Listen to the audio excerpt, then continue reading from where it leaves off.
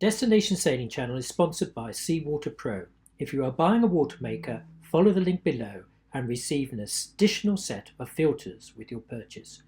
If you speak with Mike at Seawater Pro, don't forget to mention Destination Sailing Channel.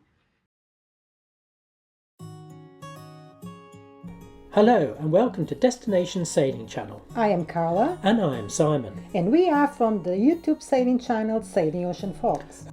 Over the past 3 years we have sailed over 26,000 miles through the Mediterranean, across the Atlantic and the Caribbean.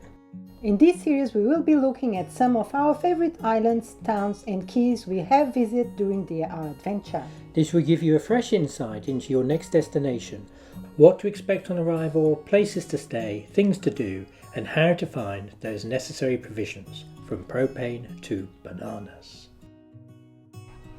So let's start with this week's location, Bequia.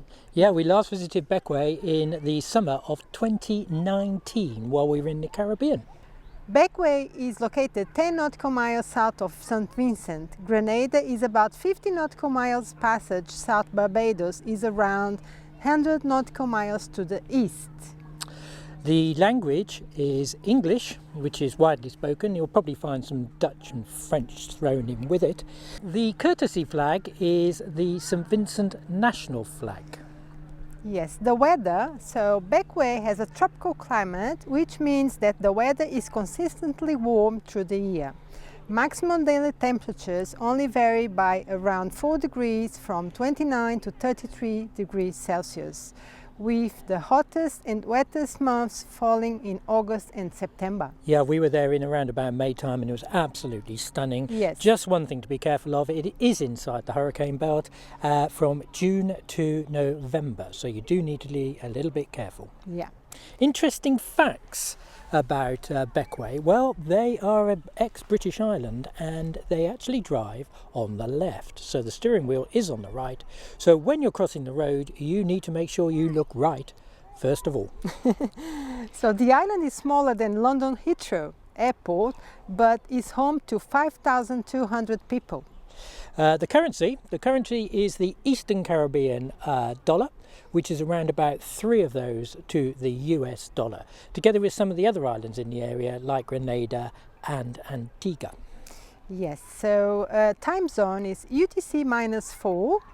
The main city is Port Elizabeth, which is really the only town on the island, and that is where you are going to be anchored. The main anchorage is Admiralty Bay off Port Elizabeth. The entrance is large and does not create any problems. Look out for large red ferries, the Bequia Express, that plough through the harbour on its way to St. Vincent. You can also get cruise ships anchoring close into the bay.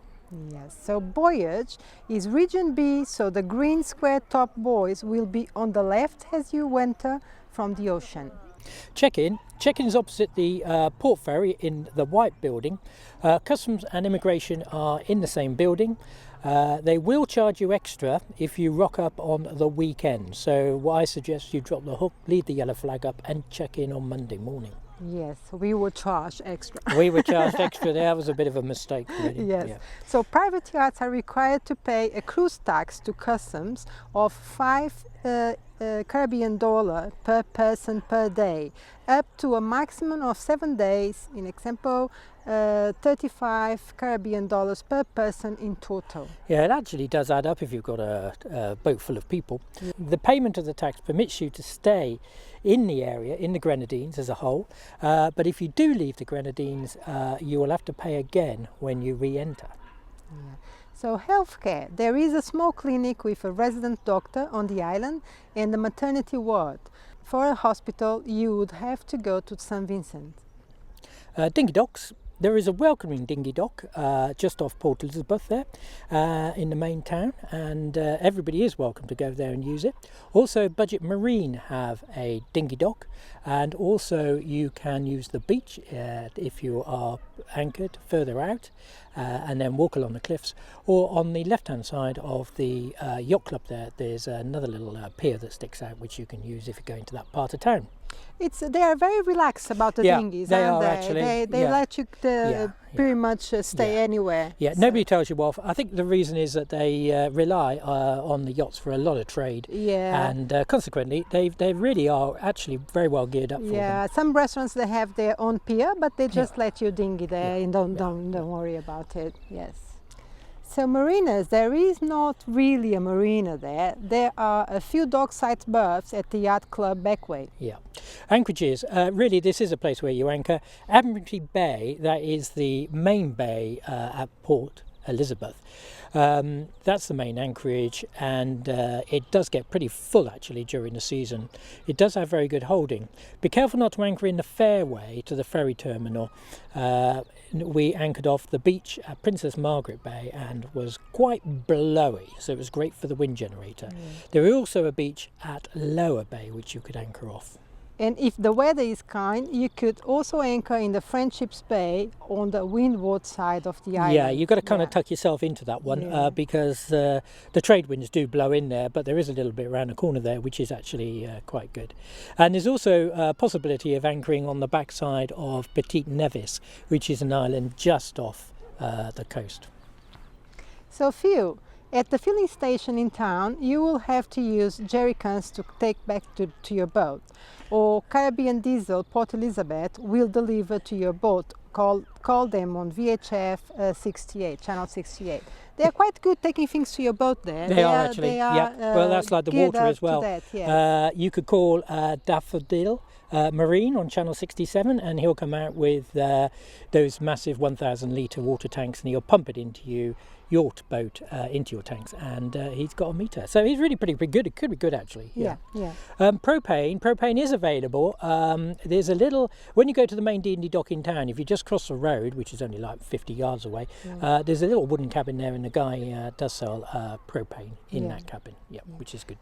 So they have a ferry service, so it's about 6 crossings a day to St. Vincent. The journey takes a little less than an hour. It's pretty good. Yeah, very good. A nice little trip out if you want something to do. Okay, buses and trains, you have 3 options really. The first one is leg power and walking. Which is the best. Which is the best. And to be honest, the island's only 5 miles by half a mile at its narrowest point, so that, walking really isn't much of a problem. There are a few taxis around, and also they have open back Land Rovers, which sort of do shuttle services to the airport and things like that. Yeah, so supermarkets, they have Doris Fresh Food and Yacht Provisioning, Central Supermarket by the ferry terminal, and lots of market stalls that they sell fruits and veg, and basically that's where you buy the stuff, isn't that's it? Right. That's where you get your fresh fruit and veg from. Yeah. And you can get some local fruits there, which is good to try, and they're very cheap. Banks. I'm just going to mention banks on this occasion because there's actually only one bank on the island, and there are also 2 ATM machines. So if the ATM machines go down, you may not have any money. That's a bit of a problem. But it's in the main street. It's very easy to find. Everybody will tell you where the bank is. Chandlery, there is actually a budget marine.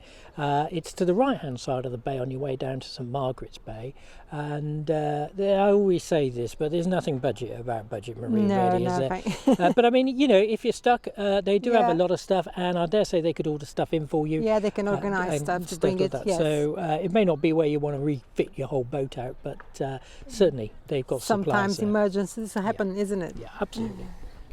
There is a hardware store a little further up the road from the bank on the opposite side. We actually bought a machete in there, I remember. Yeah, we did, that's right. It was absolutely great. Yeah. Boatyard, there's no real boatyard as such. If you want a boatyard, you're going to have to go to St Vincent, Otterley or Marina, or really the other place is going to be going down south to Grenada, where there's actually plenty of facilities down there. Yeah. Sailmaker. So Grenadines Sails and Canvas Shop will carry out sail repairs, part of the North Sails. Yeah, they're not actually in the main town there. You've got a bit of a height to get to them. But on the left of town, there is Bequia Canvas.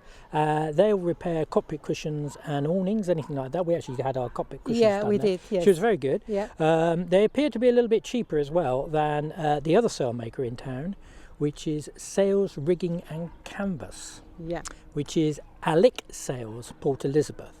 and they will do sail repairs and dinghy chaps. Dinghy chaps, yeah. We Yeah, nearly did. we really did it. Yeah. Yeah. He did a very good job of us as dinghy chaps. Yeah. Well, we were there, and we should have had ours done. Yes.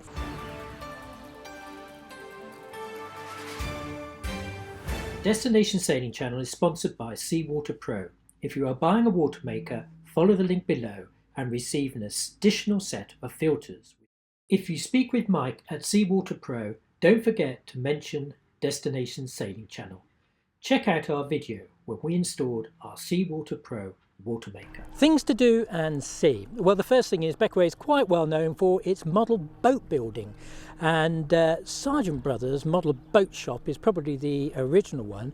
Pop in there and say hello to Augustine, and if you're really lucky, he'll make you a model of your own boat. They actually just work away there making models of boats that they see in the harbour, and they do an incredible job. I mean, these model yachts are absolutely fantastic. Yeah. The floating bar is hit for the sundowners. You can't really, you have to stop there because it's amazing. They have some swing seats and that's amazing. Absolutely fantastic. It's right in the middle of the harbour. Really nice atmosphere. Absolutely brilliant. So diving. You can go diving at Bequia has 2 party dive shops and more than 30 dive sites in clear waters around the island. Experience everything from drift dives to caverns, walls, wrecks and overhangs, all teeming with coral and marine life. Now, if you're an art lover and you get the timing absolutely right, and it coincides with one of the island's arts and craft fairs, these are held under the almond tree in Port Elizabeth.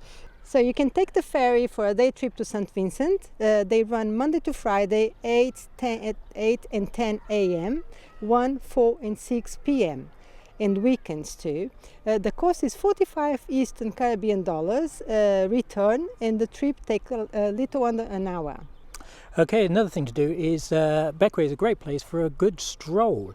You could walk the spine of the island and over to the windward beaches. There are stunning walks around the island, and this gives you a chance to visit the other bays, including Friendship Bay, Hope and Belmont Bays. And it is beautiful. We went all the way around the island. It is beautiful. Absolutely the lovely. other side is just amazing. The walks, the water, the beaches are absolutely amazing. Absolutely great. So they have a turtle sanctuary. The old egg turtle sanctuary is making a big difference in the survival of these creatures. They have been in operation now for over 12 years and have already released 2,000 3-year-olds back in the wild. Fantastic. Connections. There is an international airport, but this international airport only really takes lighter aircraft, shall we say, and really it is connecting to the other islands. For international connections, you need to go to Barbados, St. Vincent or the Grenadines, and then get the little hedgehopper to Bequia. Yeah, so thank you for listening to our channel. Just a reminder that you can see our adventure on YouTube at Sailing Ocean Fox. Yes, they are episodes 62, 63 and 64, and we will put a link on the description below. Destination Sailing Channel is supported by Seawater Pro. If you are buying a watermaker, look up the link below and receive an additional set of filters with your purchase. You would also be helping us to produce these free podcasts and videos. You can listen to Destination Sailing Channel as a podcast.